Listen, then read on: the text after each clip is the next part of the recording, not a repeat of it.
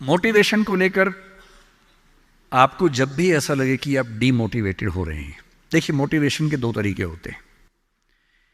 एक तरीका होता है हवाई किस्म का तरीका, मेरे जैसे किसी स्पीकर को बुला लीजिए, ये हवाई तरीका है, इससे कुछ बात बनती नहीं, लगता है कि बात बन गई, बनती नहीं। और कई मोटिवेटर्स तो मैंने ऐसे देखे हैं जो मंच पे आके आगे लगा देते हैं, यस यू कैन, सब बोलेंगे यस वी कैन, सबको लगता हो गया। वो असर रहता है आधे घंटे तक।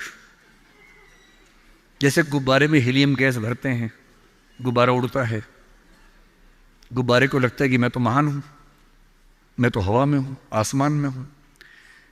थोड़ी देर में गैस खत्म हो जाती है और गैस खत्म होते सूर्य के नीचे आता है गुब्बारा।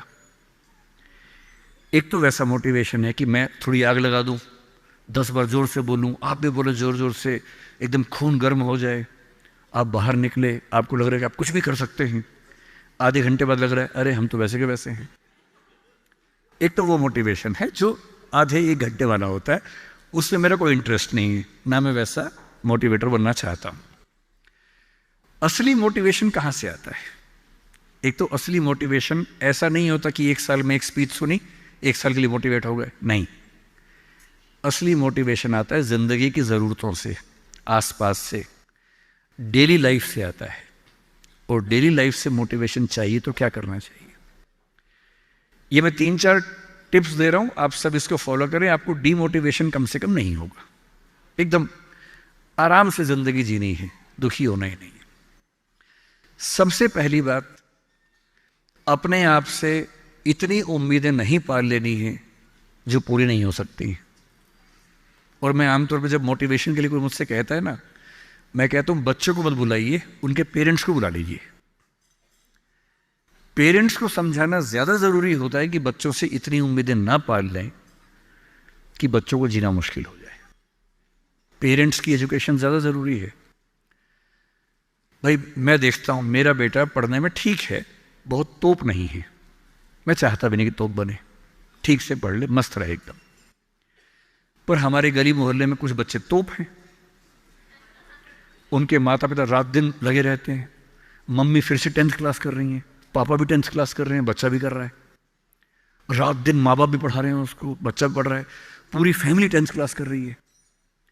और बच्चे के 10th क्लास में 99.8% मार्क्स, उसके बाद भी दुखी, 0.2 क्यों नहीं आए? और हमारे वाला 50 में खुश रहता है कि बहुत आगे, काफी है, इससे ज्यादा क्या करेंगे? अगर आपने बच्चों से इतनी उम्मीदें पाली, इतना कंपटीशन में उलझा दिया, बेटा तुम्हें फर्स्ट आना है, टॉप करना है, 100% लाना है, ये करना है, वो करना है, आपका बच्चा कितना भी टॉप कर ले, वो कभी खुश इंसान नहीं बन पाएगा। और पेरेंट्स के लिए सबसे जरूरी होना चाहिए कि आपका बच्चा खुश रहे, ठीक इंसान बन जाए, आपके बुढ़ापे में आपकी चिंता कर ले, मन ही मन आपसे नफरत ना करने लगे। जब मेरे पास बच्चे अकेले में आके बात करते हैं, कभी कभी रोते हुए बोलते हैं मुझे अपने पेरेंट्स से नफरत है, नफरत। उन्होंने मुझे एक मशीन समझा अपनी इच्छाएं पूरी करने के लिए। मेरा मन था ये करने का, धमका धमका कि ये फील्ड दिलवाई जो फील्ड मेरा स्वधर्म है ही नहीं। मैं रोज पढ़ता हूं रो रो के, मेरा मन नहीं करता पढ़ने का क्योंकि मेरी फील्ड थी ही नहीं। इसलिए आप सबसे कह रहा हूं, हर व्यक्ति हर काम नहीं कर सकता, पर हर व्यक्ति कुछ ना कुछ अच्छा कर सकता है। और वो कुछ ना कुछ अच्छा क्या है? जो आपका स्वधर्म है। इतने उम्मीद मत पालिए।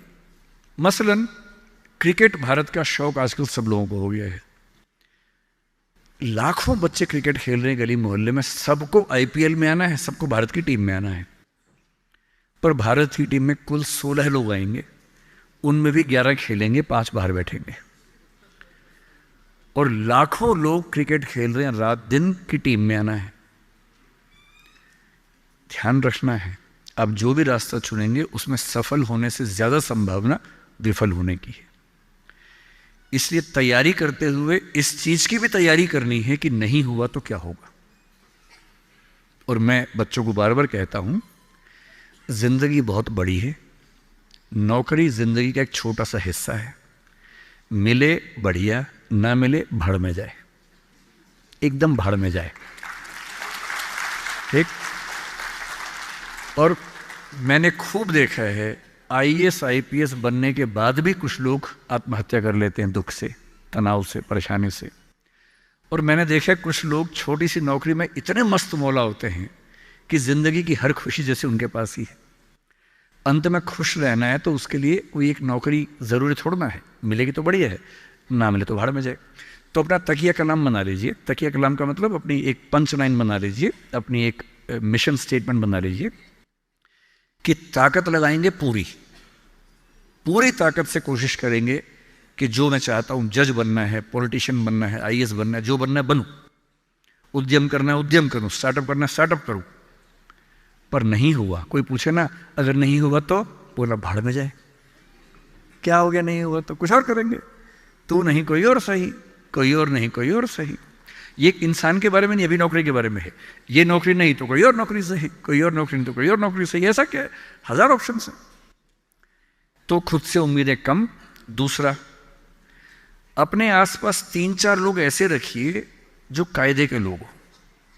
आपके जो दोस्त होते हैं ना, जो सबसे अच्छा दोस्त है वो पूरा दोस्त नहीं होता, थोड़ा सा दुश्मन भी होता है। हर दोस्त और दुश्मन का पैकेज होता है। वो आपसे जलता भी सबसे ज्यादा है लेकिन दोस्त भी है, आपके राज रखता है। आपके पेरेंट्स को वो सब नहीं बताता जो पेरेंट्स पूछते हैं उससे, क्योंकि आप भी नहीं बता रहे उसके पेरेंट्स को। एक म्यूचुअल अंडरस्टैंडिंग है। लेकिन जब दोस्त ऐसा होता है ना कि दूसरा दोस्त सफल हो जाए तो हमें जलन होती है, ईर्ष्या होती है, जो कि नेचुरल है। दुखी नहीं होना है। कोई दोस्त आपको पूछे अगर मैं सिलेक्ट हो गया तू नहीं हुआ तो जलन होगी, झूठ मत बोलना हाँ होगी, नॉर्मल है, सबको होती है, मुझे भी होगी। लेकिन इतनी नहीं होगी कि मैं तेरे खिलाफ कुछ काम करना चाहूं। थोड़ी होगी, ह्यूमन बीइंग हूं, ह्यूमन साइकोलॉजी है, तो मैं उससे कैसे बच सकता हूं। अपने आसपास 3-4 ऐसे लोग रखिए जो जनरली पॉजिटिव रहते हों, मनहूस ना हो। ये दुनिया मनहूस लोगों से भरी हुई है। आप कुछ भी करने लगेंगे, आप कहेंगे मैं सोच रहा हूं कि अपना काम शुरू करूं, लोग कहेंगे अरे पागल मर जाएगा, अरे पागल, तेरे खानदान में किसी ने किया आज तक, अरे तेरे बस की बात नहीं है, अरे छोड़ दे, तुझसे होगा ही नहीं, मैंने पहले ही कहा था नहीं होगा। इन मनहूसों से दूर रहिए। ऐसे 2-4 लोग जो थोड़ा पॉजिटिव हों और सोच समझ के सलाह दे। जैसे आप कहें कि मैं सोच रहा हूं कि मैं आईएएस की तैयारी कर लूं, आपका दोस्त कहेगी देख भाई मैं तेरे साथ हूं, सपोर्ट करूंगा, लेकिन ये 3-4 बातें हैं, पहले सोच लो। इन बातों पे अगर ठीक लगे तो आगे बढ़ो, क्योंकि लंबी स्ट्रगल है। हाँ, स्ट्रगल करोगे तो मैं साथ में हूं, कोई दिक्कत नहीं आएगी।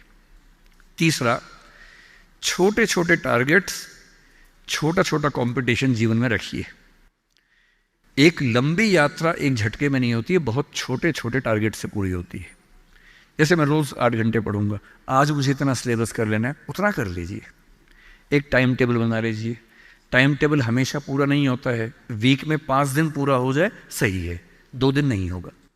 क्योंकि इस उम्र में क्या होता है कि 5 दिन पढ़ लिए, 6 दिन जा रहे थे, किसी को देख के अच्छा लग गया, अब उसी की याद में खोए हुए हैं, पढ़ाई नहीं हो रही है।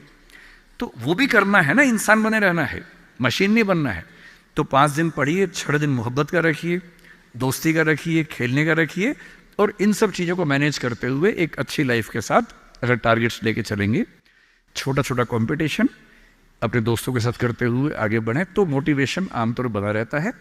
और जब जब डीमोटिवेशन ज़्यादा होने लगे तो मेरे जैसे किसी की बात सुन लीजिए, 1-2 घंटे के लिए गुब्बारा फूल जाएगा, और 2 घंटे के लिए अगर उस फेज से आप निकल गए तो चीज़ें ठीक रहेंगी।